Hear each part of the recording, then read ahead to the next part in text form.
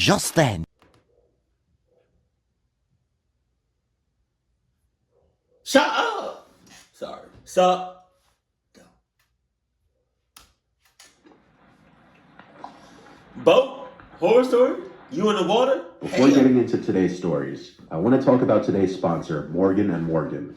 When my dad was a bit younger, he got into a serious car accident that left him with a few injuries. The other driver was at fault completely, and while the other driver's insurance covered the damages, my dad still suffered major pain and suffering. You know what's crazy? When I was working at Chipotle, I walked into the walk-in, right? If you don't know what that is, it's just a big-ass refrigerator, right? I walked in. First of all, the shelves, they were plastic, but they were like heavy-duty plastic, hardcore plastic. So they were leaning in, or like one side, the left side was leaning in, right? It should have been fixed. I walk in, I grab something. I walk out. I was just like in and out. And I told the manager on duty, I was like, if they don't do something soon, somebody's gonna get hurt. Cause it's just every day, it just kept getting worse and worse. Like the tilt of the shit was getting worse and worse. And so literally after I said that, like 5 or 10 minutes later, I walked right back in and the shit fell on me. I don't know if I had a scar on it.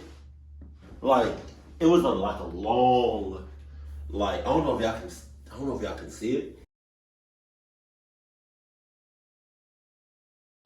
I didn't start seeing these, oh, hurt on the job, call this, email this, contact us. I didn't start seeing advertisements until after the fact. Commercials, billboards, shits on people's cars. I didn't start seeing that until after. Where were y'all at when I got hurt on the job? Now y'all want to come out? That happened years ago. I don't know if I can catch a case though, but all right, let me get back. At the time, he never considered hiring a lawyer because the prospect of it was daunting. But little did he know he could have had a lawyer fighting for him without getting off his couch. Morgan & Morgan has modernized the injury law process so you can submit a claim and communicate with your legal team all from the convenience of your phone. Morgan & Morgan is America's largest injury law firm, having over 100 offices nationwide and more than 800 lawyers. With over $15 billion recovered for clients, Morgan & Morgan has a proven track record of fighting to get you full and fair compensation.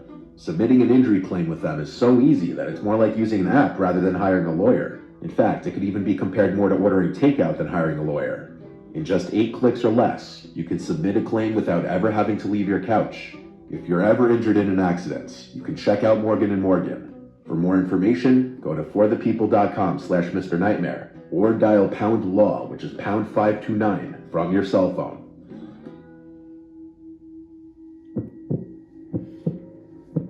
Jesus. My friend Kyle has a 27-footer center console boat. I don't care how big your boat is. It's nothing compared to the ocean. Look at all of this. Look at all of that. In the summer, he's the go-to friend to have for boat days, since none of our other friends have a boat. I'm not a boat expert by any means, but my friend has some kind of radar on his boat that warns of any kinds of landmasses, shallow waters, and other boats. So with that, we're able to stay out on the boat past dark sometimes. The boat can fit like 8 people comfortably.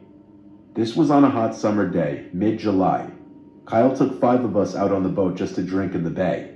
Then, hours later, he took us to some waterfront bar restaurant where we docked the boat, ate and drank, and chilled out for another few hours. We had an abundance of spiked seltzers in the cooler still, and it was a Friday night. So, after leaving the restaurant, Kyle took us back to the middle of the lagoon where we cruised slowly with music blasting the whole time. Kyle doesn't really drink, so it works out that he's the one with the boat, and he just enjoys boating us around without having to drink. We passed by the lighthouse on the barrier island. We all had this conversation about how there's something so liminal and creepy about lighthouses at night. Kyle cut the engine and we just floated in place for a while with the music still playing. As everyone talked, I was kind of mesmerized by the lighthouse. finding myself looking at it over and over. I think because I was so drawn away from the conversation that was being had, that I was the one to pick up on a screaming voice from the distance. I said, "Yo, cut the music," a bunch of times before whoever was on aux paused it. I said I heard a scream from the distance. We were currently floating next to an island that sat in the middle of the mainland and the barrier island. We sat in silence for a few seconds as we bopped around, and sure enough, I was right. There was a woman's scream for help coming from that island. We all looked at each other, and I could see the horror on my friends' faces. The screams were absolutely coming from the island. We were too far from both the mainland and the barrier island for it to be coming from there. We yelled back as loud as we could, and the woman's voice called back, "Help." We all screamed, "Where are you?" And the woman's voice called back, "I'm being followed." Communicating like this was hard, as we could barely hear each other. One more time, we called, "Are you on the island?" And she screamed back, "Yes." Kyle started the engine without hesitation and started bringing us over to the island. You got a lot of variables. You got a lot of variables. One, you're dealing with the ocean. You don't know everything that's in there. Two, dark as hell. Dark as shit. Right? The pollen is in my eyes. Right? The cry out for help could be a real cry for help or false advertising.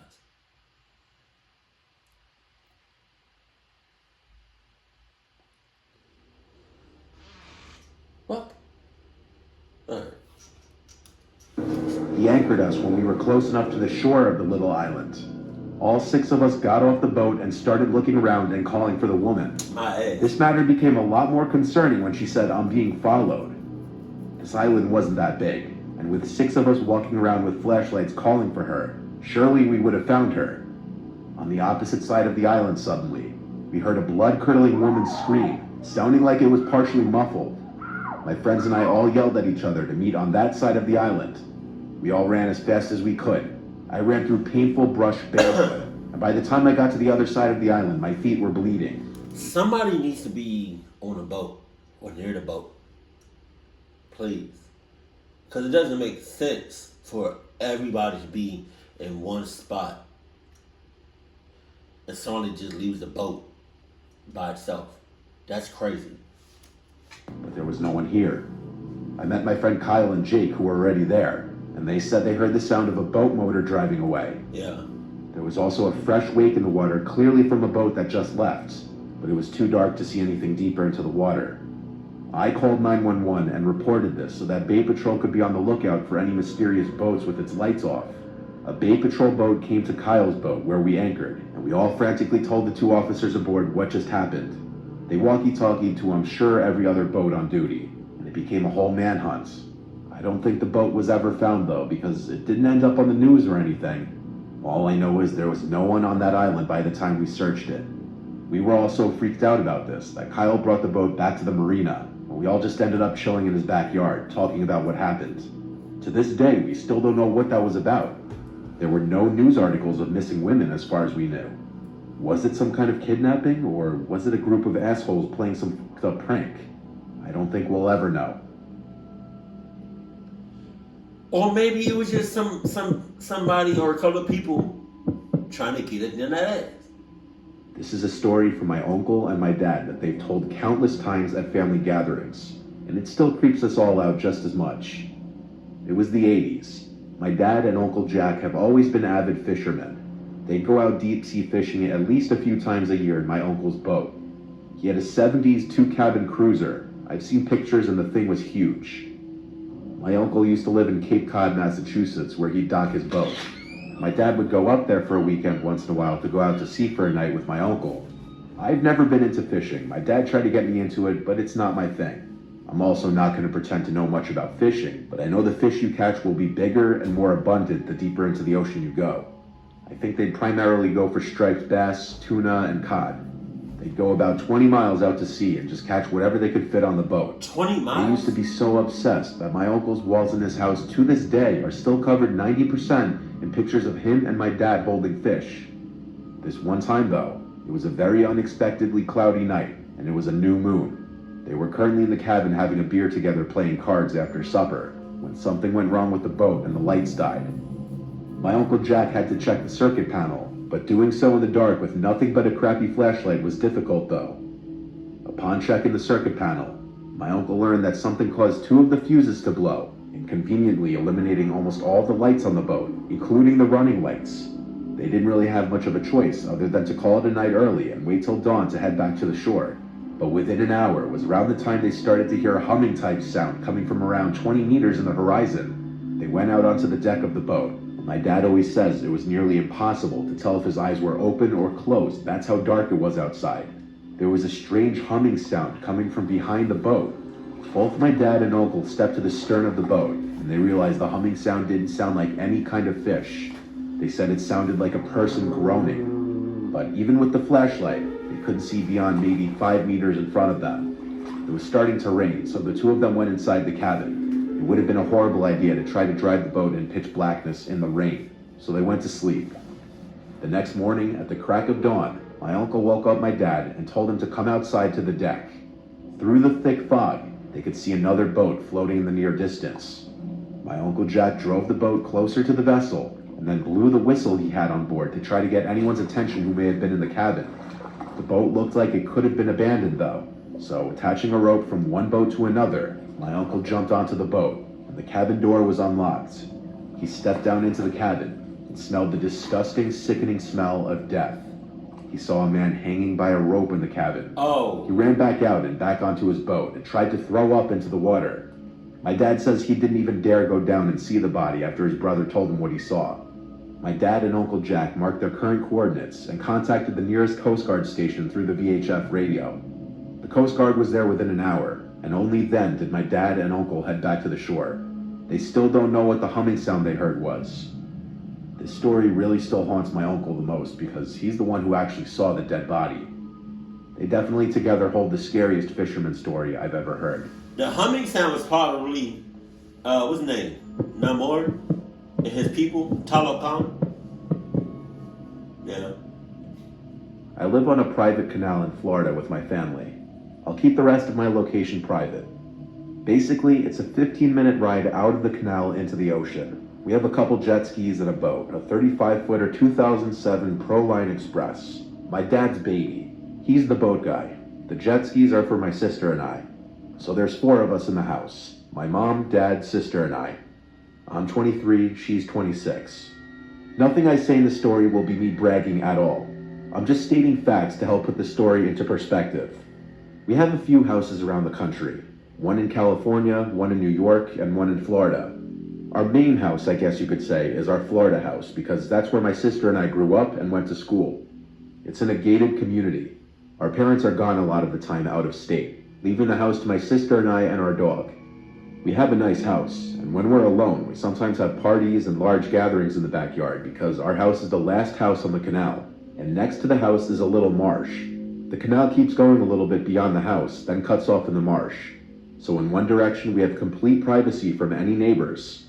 One really hot day, my sister and I took our jet skis out. Like I said, it's a 15-minute ride out of the canal where it opens up into a bay.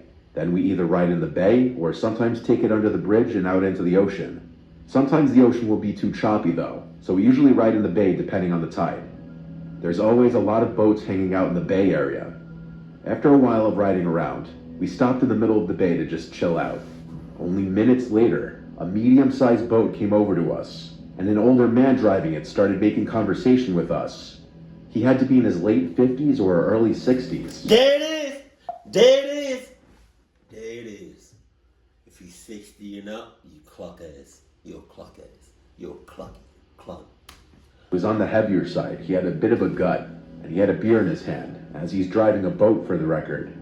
He basically opened up with asking about our jet skis and telling us about his jet skis and his huge house on the water. He invited us to come swim in his pool, and when we said no thanks, we have to head back soon, he asked where we're from.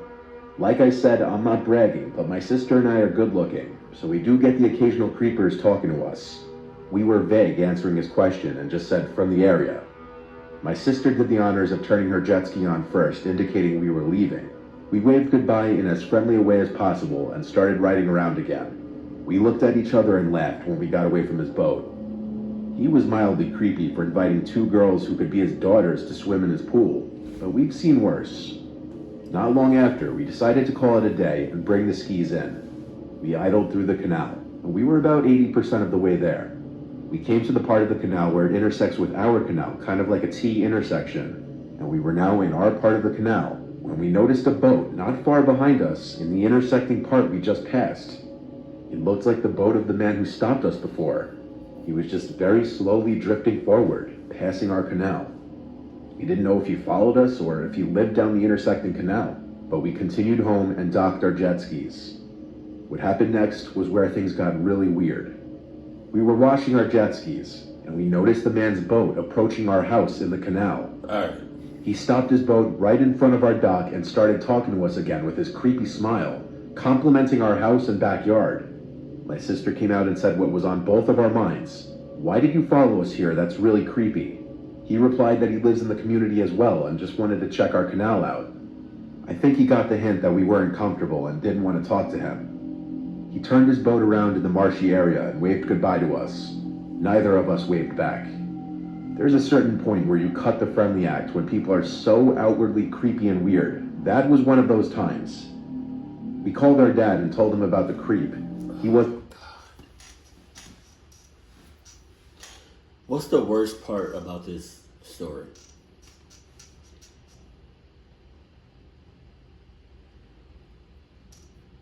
The worst part about this story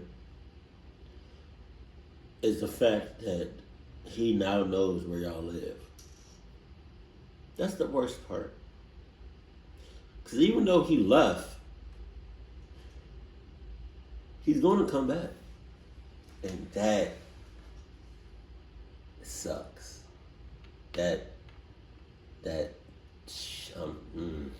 Happy with us for not getting the registration on his boat, which neither of us thought to do, sadly. Things didn't end there. It was later that night that our dog started barking downstairs in the middle of the night. Both my sister and I woke up to it. I looked out my bedroom window to the backyard, and I swear to God, I saw a large person running across the yard towards the dock, then jumping into something in the water. I lifted the window and looked out, but I couldn't see anything. My sister and I ran downstairs to look out the back door with the lights on. Whoever it was gone. But we'd be kidding ourselves if we said we didn't know who it was. It had to be that creepy man who followed us home. I think having a big dog in the house was the only reason he didn't break into the house. We asked the neighbors on our canal if any of them had cameras that could see the boat from earlier, or perhaps anyone coming down the canal in the middle of the night. Our luck, no one in this gated community really has cameras. Not in their backyards, at least. Anytime we go out on the boat or jet skis now, I feel like in the back of our heads, we're always looking for that man and his boat now.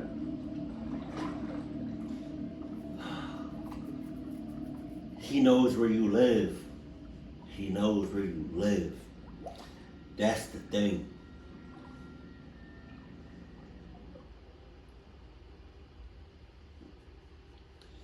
You can be in a cluck situation and think you made it out alive or think you good. You can really think you good. You in good hands. You don't got nothing else to worry about. You thought you lost a person or persons. But if they follow you home, or if they know where you live, even if you haven't heard or seen or sensed any cluckness 5 or 10 years after the initial incident, if they know where you live, that unless you move, it's over. It's wraps. Keep it cool, keep it classy, and I love you. Stay happy. My family.